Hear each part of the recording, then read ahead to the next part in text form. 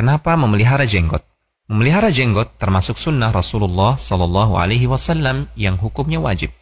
Dalil-dalilnya adalah yang pertama, memelihara jenggot termasuk fitrah seorang laki-laki. Rasulullah Sallallahu Alaihi Wasallam bersabda yang artinya 10 perkara yang termasuk fitrah: memotong kumis, memelihara jenggot, bersiwak, memasukkan air ke dalam hidung, memotong kuku. Hadis riwayat Muslim.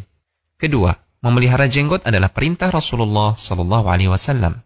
Beliau bersabda yang artinya, potonglah kumis dan peliharalah jenggot. Hadis riwayat Al-Bukhari dan Muslim. Ketiga, memotong jenggot adalah kebiasaan orang-orang musyrik. Dalam hadis Ibnu Umar disebutkan bahwasanya Rasulullah Sallallahu Alaihi Wasallam bersabda yang artinya, selisihilah orang-orang musyrik, peliharalah jenggot dan potonglah kumis. Hadis riwayat Al-Bukhari dan Muslim. Keempat, mencukur jenggot adalah penyerupaan terhadap wanita. Ibnu Abbas radhiyallahu taala anhuma, beliau telah berkata, yang artinya Rasulullah Sallallahu Alaihi Wasallam telah melaknat laki-laki yang menyerupai wanita dan wanita-wanita yang menyerupai laki-laki. Hadis riwayat Al-Bukhari. Hikmah dibalik perintah memelihara jenggot dan larangan mencukurnya. Pertama, sebagian orang mengatakan bahwasanya mencukur jenggot menyebabkan kanker. Kedua, sebagian lagi mengatakan bahwasanya mencukur jenggot menyebabkan lemah syahwat.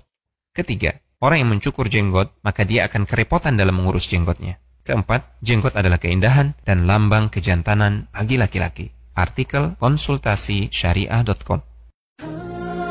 Sebelumnya, ya klimis rapi tanpa janggut disukai, tapi lihatlah ini, kan janggut di kalangan pria, jadi perhatian. Tahukah Anda, ternyata memelihara janggut seperti yang disunahkan Nabi Muhammad SAW ini, menyimpan kebaikan bagi dunia kesehatan. Peneliti mikrobiologi dari University College London menemukan adanya sumber potensi antibiotik terbaru yang berkembang biak di janggut yang terpelihara. 20 sampel janggut yang diambil, deteksi 100 bakteri yang berkembang, dan setelah diteliti, ternyata mikroba yang membunuh bakteri lainnya. Mikroba pembunuh inilah yang dipercaya dapat menjadi potensi antibiotik yang secara otomatis membuat pemilik janggut lebih tidak rentan sakit. And we found quite surprisingly that the beard isolates are capable of killing the indicator strain that we have, showing that they actually produce antibiotics themselves. Bakteri pembunuh yang ditemukan di janggut bernama Staphylococcus epidermis. Saat dites melawan bakteri E. coli yang terkenal kebal obat, hanya mampu. Syekh Muhammad bin Shalih Al-Utsaimin, jenggot itu sak meter.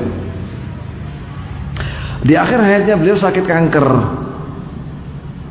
maka disarankan oleh raja supaya berobat ke Amerika, di kemo.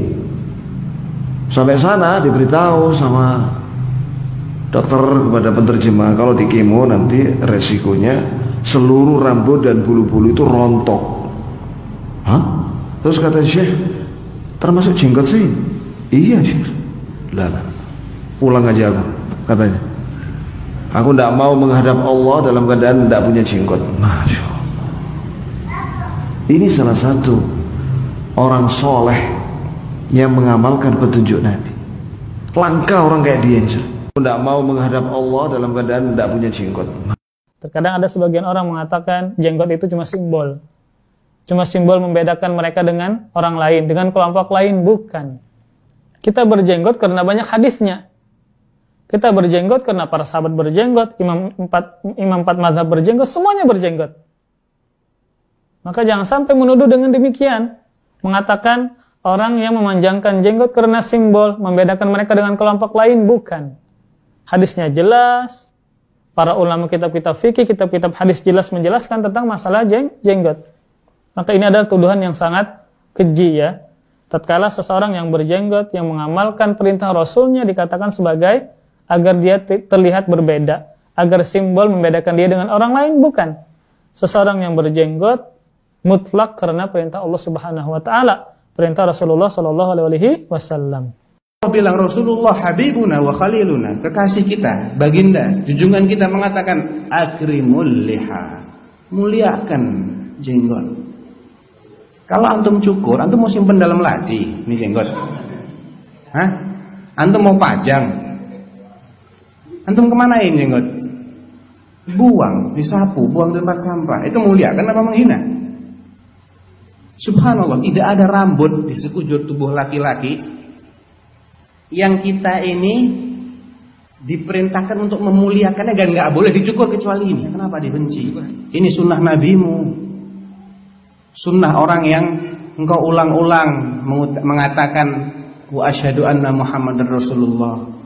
Atau dia nggak kenal sama nabinya barangkali, dia banyak punya persepsi, gagal paham lagi ceritanya. Nabi dia itu nggak ada jenggotnya gini mungkin ya, licin gitu dagunya. Nabi itu memang nggak nyuruh numbuhkan jenggot. Nabi nyuruh numbuhkan jenggot nggak jemaah? Tumbuhkan jenggot. Siapa yang bisa numbuhkan jenggot? Nggak ada. Perintah Nabi SAW itu a'ful liha, biarkan jenggot. Makanya nggak ada sunnah untuk pakai minyak apa, nggak ada sunnahnya. Karena Nabi tidak menyuruh menumbuhkan jenggot, nyuruh biarkan. Ya sudah biarin. Makanya Nabi juga berjenggot, bahkan beliau mengatakan sunnah, termasuk fitrahnya para Nabi semua pakai jenggot.